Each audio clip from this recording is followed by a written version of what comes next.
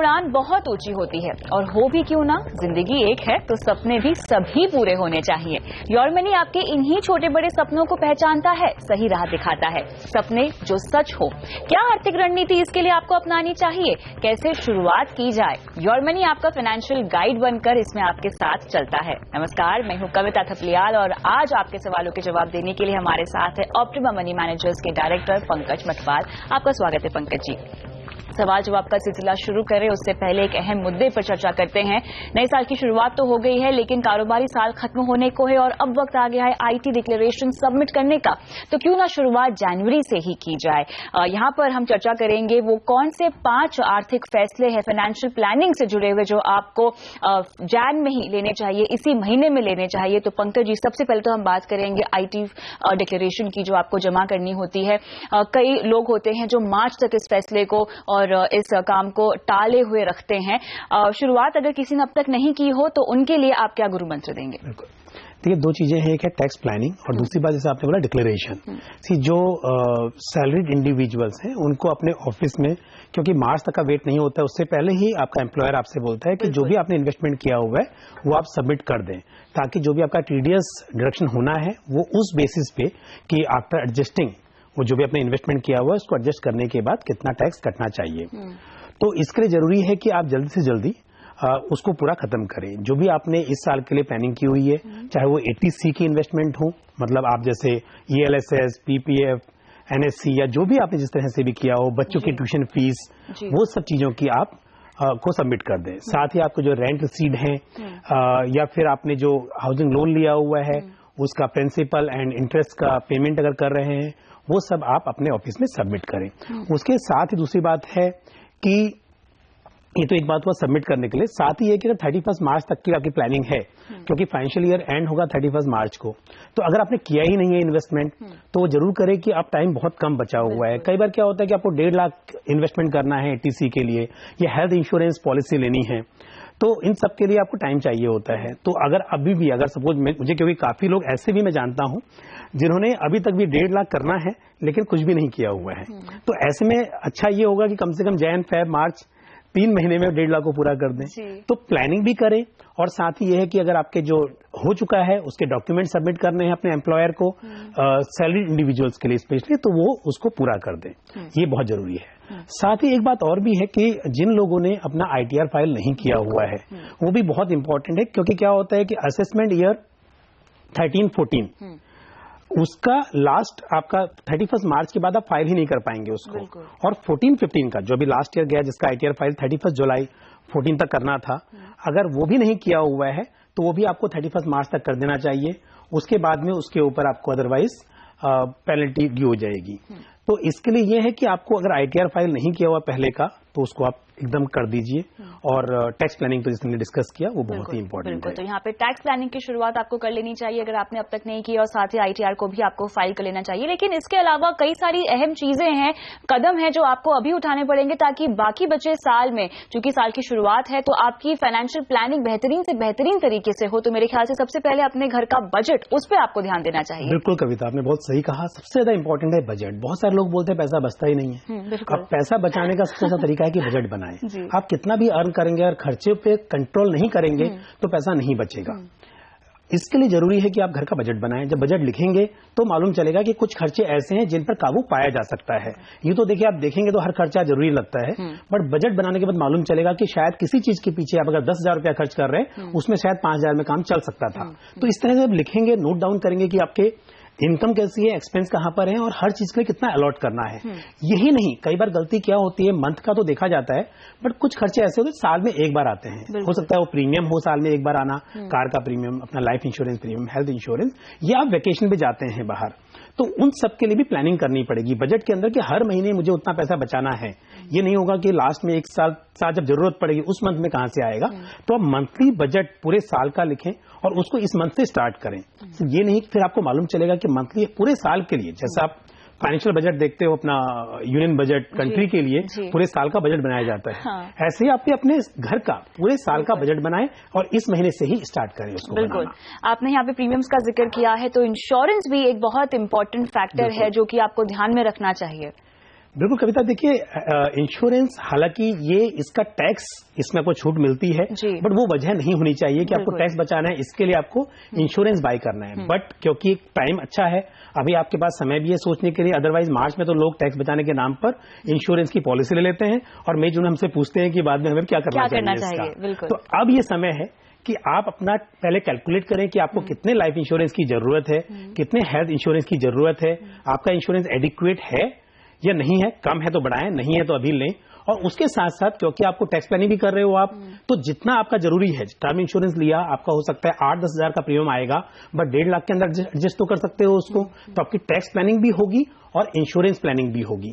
तो properly calculate करके कितना आपको जरूरत है उस हिसाब से आप इंश्योरेंस बाय कीजिए। बिल्कुल। इस बीच जी मुझे एक बात और याद आई, क्योंकि मैंने जब बोला था कि वेकेशन भी एक होता है, तो वेकेशन प्लानिंग भी बहुत इंपॉर्टेंट है। एग्जैक्टली।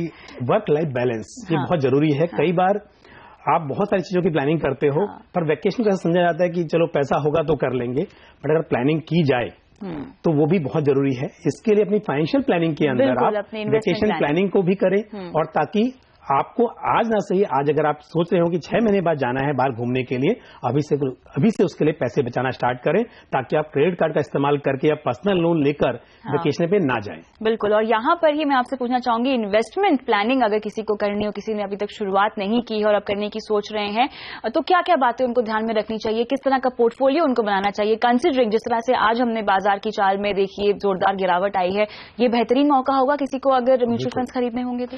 बिल्कुल कविता, होता क्या है यहाँ पे थोड़ा सा सेल लगती है जब भी कहीं पर, तो लोग ऐसे भागते हैं जैसे कि फ्री में सामान मिल रहा है। अभी कुछ मुंबई में भी कुछ जगह पर सेल लगी हुई है और वहां पर आपको शायद पैर रखने की जगह नहीं मिलेगी, बट इक्विटी मार्केट में जब आपको डिस्काउंट मिलता है तब लोग दूर भाग जाते हैं। बिल्कुल। एक्चुअली अगर आपका लॉन्ग टर्म गोल है तो ये सही वक्त है, आपके पास सस्ते में चीज मिल रही है।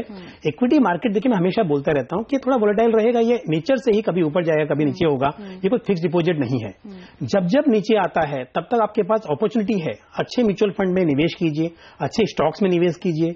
आप नए इन्वेस्टर्स हैं तो म्यूचुअल फंड एक बहुत अच्छा जरिया है मार्केट में निवेश करने का, और आपका फंड मैनेजर इस बात का केयर करेगा कि जब नीचे आया है तो पैसा आप डालेंगे तो वो भी कुछ अच्छा बाय करेंगे, तो उसके जरिए कीजिए। तो आप अपना पोर्टफोलियो हमेशा एक मतलब प्रॉपर एसेट एलोकेशन मेंटेन कीजिए, डाइवर्सिफाइड पोर्टफोलियो होना चाहिए। उसके अंदर इक्विटी, डेट, थोड़ा बहुत गोल्ड भी आप इंक्लूड कर सकते हैं। और इक्विटी मार्केट जब मार्केट नीचे आता है, आपके जो लॉन्ग टर्म गोल है उसके लिए आप बाय करके चलिए, वो आपके लिए फायदेमंद होगा। एक लास्ट चीज और मैं बोलना चाहूंगा, क्रेडिट कार्ड। अगर आपके क्रेडिट कार्ड पर आउटस्टैंडिंग है तो ये बहुत अच्छा समय है, आप डिसाइड कर लीजिए कि उसकी आउटस्टैंडिंग खत्म करनी है जी। आप जितनी जल्दी हो सके, अगर अमाउंट बड़ी भी है तो आप उसको 5-6 महीने में अगर प्लान कर लेंगे कि हर महीने मुझे कैसे भी 10,000 रुपीज, 15,000 रुपीज जो भी आपका आ रहा है उतना तो पे करना ही है, बट अगले 3 महीने में, 6 महीने में जैसी भी आपकी अमाउंट है और जैसी भी आपका की कैपेसिटी है उसको रीपे करने की, उस हिसाब से डिसाइड कीजिए कि इस 2015 ये सब निपटाना ही है। आपके पास क्रेडिट कार्ड का आउटस्टैंडिंग बिल्कुल ना हो, आपकी इन्वेस्टमेंट कुल प्लानिंग से हो, इंश्योरेंस एडिक्वेट हो, टैक्स प्लानिंग एकदम बराबर हो, और वेकेशन प्लानिंग भी साथ में होनी चाहिए। ये हमारे 5 गुरु मंत्र हैं, और ये आपको अभी से ही शुरुआत करनी होगी, यानी पहले महीने से ही आपको शुरुआत करनी होगी, ताकि आने वाले वक्त में, आने वाले महीनों में आपको इसका फायदा मिले। चलिए, योर मनी में फिलहाल रुकते हैं एक ब्रेक के लिए, लेकिन ब्रेक के बाद देंगे सवालों के जवाब। बने रहे हमारे साथ।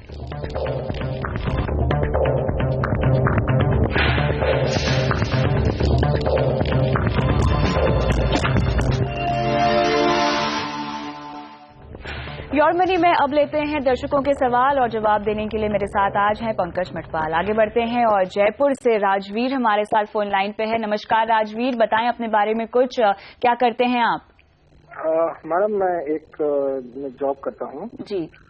तो मेरा जो अभी इन्वेस्टमेंट है वो करीब 8,000 रुपए जो मेरा और मेरे एम्प्लॉयर का मिला के है, जो एनपीएस के अंदर है। तो मैं उम्मीद करता हूँ, अभी मेरी 30 साल की सैलरी और है तो ये और इंक्रीज होगा। मेरा 1.5 का इन्वेस्टमेंट है जो मैं ईयरली करता हूँ थ्रू, करीब मैं इसमें से मोर देन 1 लाख करता हूँ पीपीएफ में, और बाकी का मैं एटीसी के दूसरे एलआईसी, टर्म इंश्योरेंस और इन सब से करता हूँ। ठीक है। मेरे 3 गोल्स है मैडम। एक तो मेरा रिटायरमेंट जो प्लान है वो मैं जो सोच रहा हूँ कि 3 करोड़ जो अपार्ट फ्रॉम मेरा पीपीएफ और एनपीएस का जो अमाउंट मुझे मिलेगा उससे और एक मेरी बेटी की शादी जो करीब मैं अभी बिल्कुल छोटी है, 1 साल की है, तो मैं सोचता हूँ 22, 23, 24 साल की उम्र में करीब 1 करोड़ रुपए उस टाइम पे। और एक उसकी हाईएस्ट स्टडीज जो मैं उम्मीद करता हूँ करीब 16-17 साल के बाद में 50 लाख। तो मैम मुझे 2 सवाल है, क्या ये मेरा जो अमाउंट है ये करेक्ट है इन्फ्लेशन को ध्यान रखते हुए? और दूसरा मेरा जो सवाल ये है कि मुझे कौन से म्यूचुअल फंड में इन्वेस्ट करना चाहिए, क्योंकि मैं सोच रहा हूँ कि एक तो मैं लॉन्ग टर्म इक्विटी फंड जो मेरा पोर्टफोलियो को आगे लेके जाएगा, और एक या दो मैं चाहता हूँ जो स्मॉल कैप और मिड कैप का मिक्स हो। ठीक है राजवीर, मुझे ये बताइए कि आपने म्यूचुअल फंड्स में SIP करने के बारे में सोचा है, आपकी हर महीने निवेश करने की क्षमता कितनी है?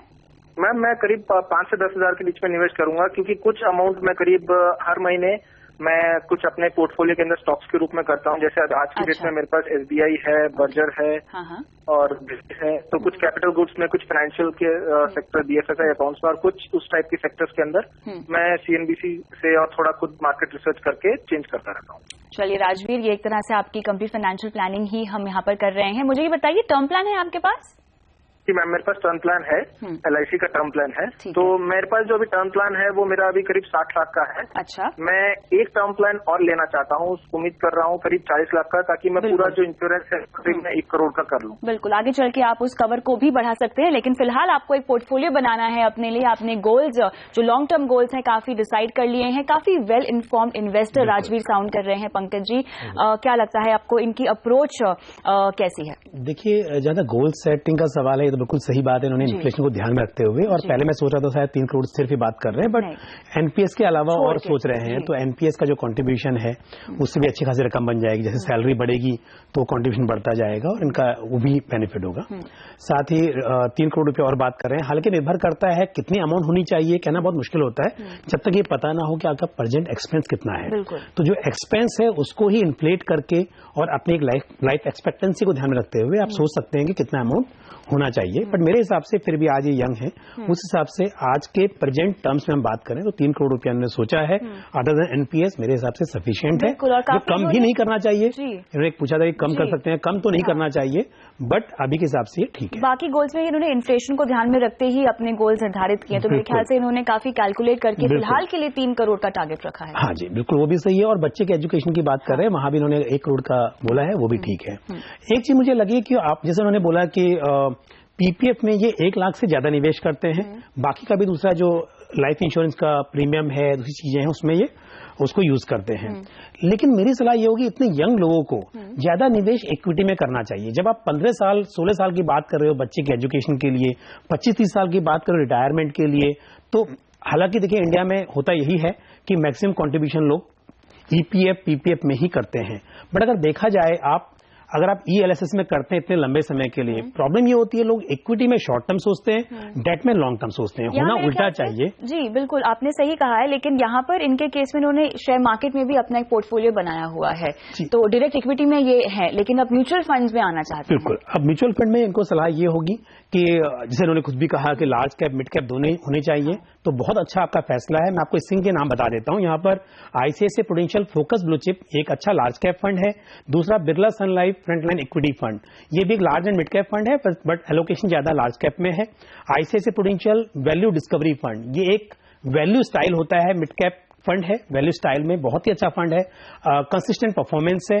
Franklin India smaller companies fund, ये एक mid to small cap fund है और इसकी भी कंसिस्टेंट परफॉर्मेंस रही है। तो मैंने जो आपको स्कीम बताई है चारों, ये अपने कैटेगरी में लार्ज कैप और मिड कैप में बेहतरीन स्कीम है। इसमें आप SIP के जरिए निवेश कीजिए और अपने पोर्टफोलियो को टाइम टाइम पर मॉनिटर करते रहिए, ये अच्छी सलाह होगी। साथ ही अगर ये सोचना है कि थोड़ा सा PPF में से कम करके इनको ELSS में करना है, क्योंकि वो दोनों काम हो जाएंगे, आपका इक्विटी इन्वेस्टमेंट भी हो जाएगा और साथ में टैक्स सेविंग भी हो जाएगी। तो आप ऐसा भी कर सकते हैं, अगर आपको थोड़ा पैसा करना है तो ELSS में आप निवेश कर सकते हैं। चलिए राजवीर, आपको शुरुआत करनी चाहिए जल्द से जल्द। आपको 3 फंड के नाम यहाँ पे रेकमेंड किए हैं योर मनी के जरिए, BSL frontline equity, ICICI pru value discovery, Franklin India smaller companies. ये 3 फंड्स में अपने निवेश शुरुआत कीजिए, डिसिप्लिन मेंटेन कीजिए, आपके तमाम गोल्स अचीव हो जाएंगे। इसी के साथ वक्त है एक ब्रेक का। ब्रेक के बाद कुछ और सवालों के जवाब देंगे, बने रहे हमारे साथ।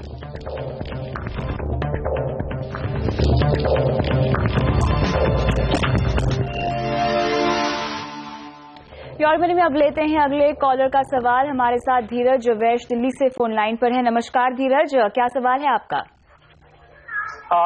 नमस्कार मैडम जी।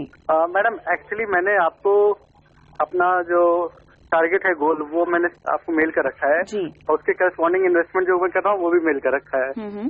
तो मेरा पहला क्वेश्चन ये है कि क्या उस टारगेट को अचीव करने के लिए वो इन्वेस्टमेंट सफिशिएंट है?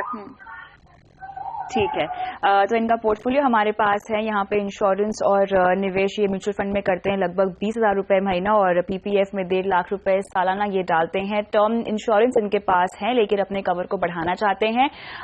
धीरज ने, पंकज जी, काफी सारे गोल्स हमें भेजे हैं अपने, जिसमें mid term to long term इनके पास गोल्स हैं, जिसमें कार से लेके बिजनेस से लेके अपना घर, बेटे की पढ़ाई, बेटे की शादी, रिटायरमेंट भी उन्होंने लाइंड अप किए हुए हैं। तो धीरज, एक अच्छी बात यह है कि आपने अपने गोल्स को आइडेंटिफाई किया है, टाइम होराइजन दिया है, और आर्थिक लक्ष्य आपको कितना पाना है वो भी आपने मार्क डाउन किया हुआ है।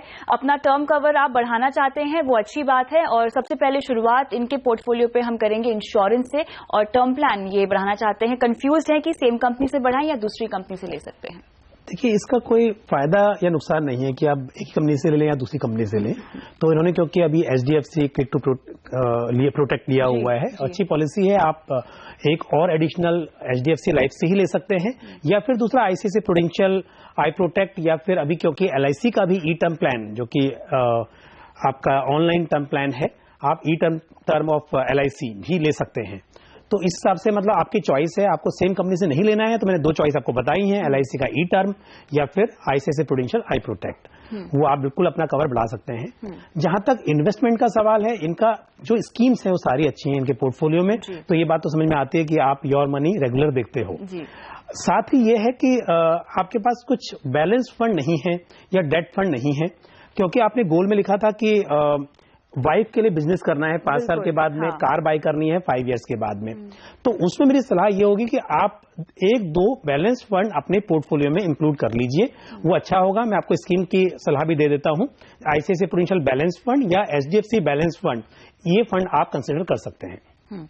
और साथ ही रिटायरमेंट का इनका गोल है 3 करोड़, ये मेरे ख्याल से इकट्ठा करना चाहते हैं। 26 साल का टारगेट रखा है इन्होंने। बेटी की शादी और पढ़ाई के लिए आपको लगता है कि जितना निवेश कर रहे हैं फिलहाल वो सफिशिएंट है, या बढ़ा सकते हैं, जो बढ़ाना चाहिए भी? नहीं, समय के साथ बढ़ाना पड़ेगा इनको, क्योंकि इन्फ्लेशन को ध्यान में रखते हुए जरूरी होता है कि आपका जो इन्वेस्टमेंट है वो थोड़ा बढ़ाई जाए।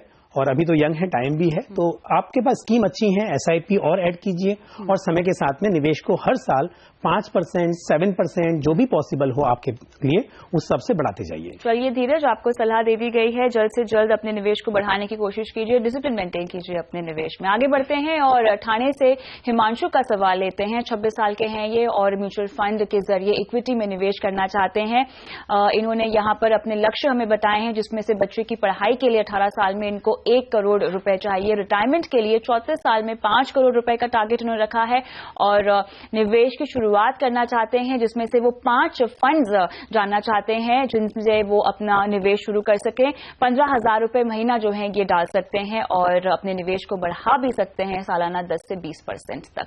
तो पंकज जी, यहाँ पर जल्द से जल्द हम इनको एक पोर्टफोलियो बना के दे देते हैं लक्ष्यों के मुताबिक। जी देखिए, आपको कम से कम 4,000 रुपया निवेश करें आप अपने बच्चे की एजुकेशन के लिए, और उसको बढ़ाते जाएं हर साल 5% से।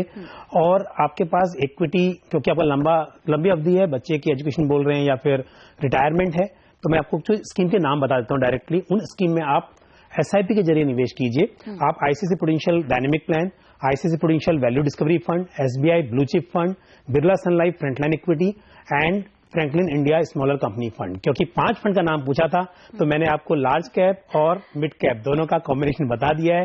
ये अपनी अपनी कैटेगरी में बेहतरीन फंड है, कंसिस्टेंटली परफॉर्म कर रहे हैं। आप इनके साथ SIP के जरिए निवेश स्टार्ट कीजिए, ताकि अपने लक्ष्य को प्राप्त कर पाओगे। चलिए, इसी के साथ बहुत बहुत शुक्रिया पंकज जी, आज समय निकाल कर दर्शकों को अपनी राय देने के लिए। और योर मनी में आज के लिए इतना ही, लेकिन आप बने रहे CNBC आवाज के साथ। नमस्कार।